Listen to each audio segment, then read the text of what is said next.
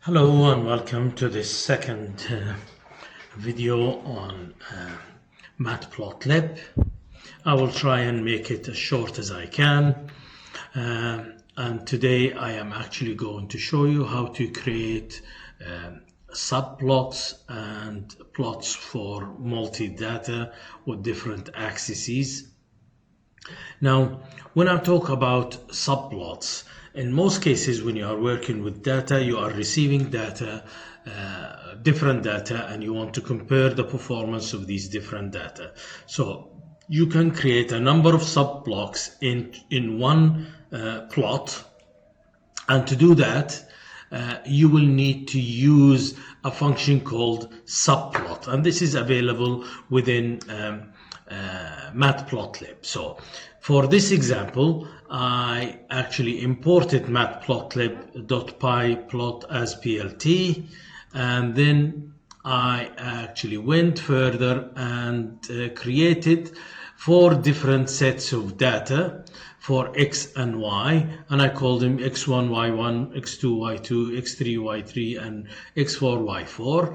And as you can see, these data are in the form of lists, which is a simple way for creating data for examples. And then I defined the subplot, and I wanted them to be 2 by 2. The actual axis is 2 by 2 of the square plot, and I'm saying here I'm passing a 1, which means that I am actually talking about subplot 1, and in the second I actually talking about subplot 2, subplot 3, and subplot 4. And then I passed to the function plot the coordinates X and Y for each of the plots. Plot 1, plot 2, I defined X1 and Y1 for plot 1, X2 and Y2 for plot 2, X3 and Y3 for plot 3, and X4 and Y4 for plot 4. And then I went and added a title for each of these subplots by saying plot 1, plot 2, plot 3, and plot 4. And then I actually went and I said that I want a tight layout, which means I want to adjust them and leaving a reasonable spacing between these plots.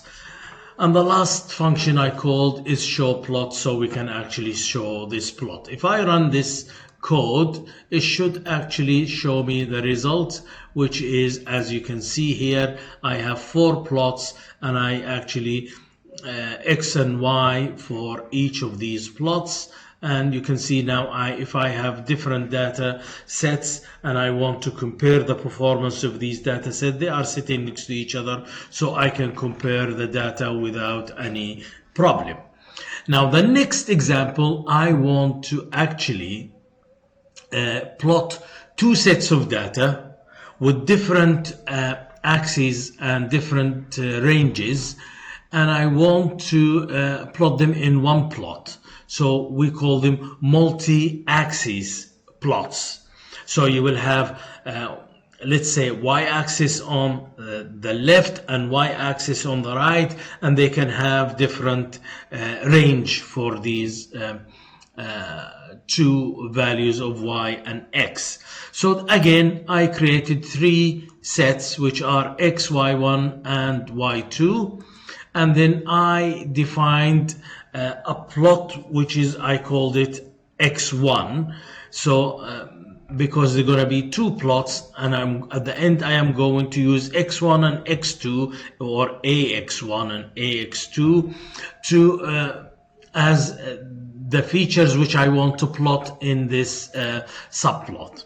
So I defined figure, and then I defined the actual, I just moved that I again.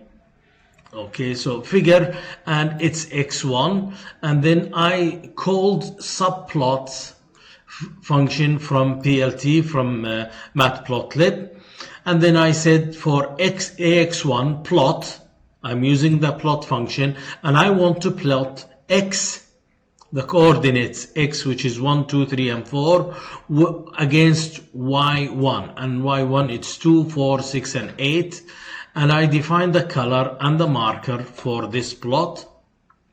Then I called the X label and Y label, I called it X and Y. And then I actually went and used ticks. And in here, I wanted to define, these are the ticks I'm talking about here. And what did I define them? For the Y, okay, and I wanted the color blue. So for the X and Y one, we are actually talking about the blue line.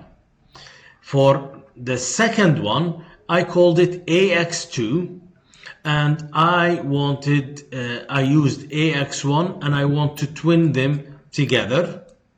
And I defined AX2 plot by saying it's going to be plotting X and Y2, and I define the color green, and I define the marker as S, where I define the marker for the first plot as circle, and in here as square.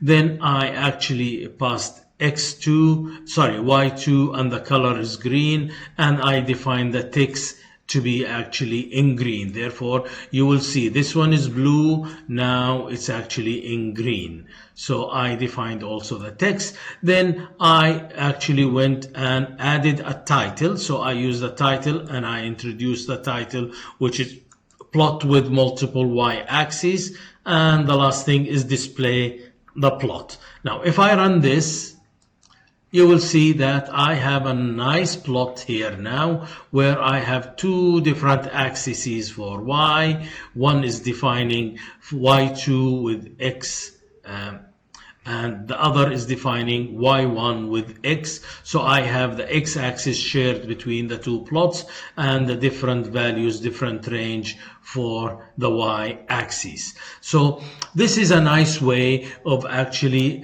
displaying different data in the same plot, rather than having subplots where you can have them next to each other. You can have them all in one plot. And you will see when we come to work with machine learning later on, and we want to compare performance, we will have maybe 2 or 3 models working on some data set, and I want to see the performance of these models, and it would be nice to have them all in one plot. So as you can see, using Matplotlib is not difficult so far.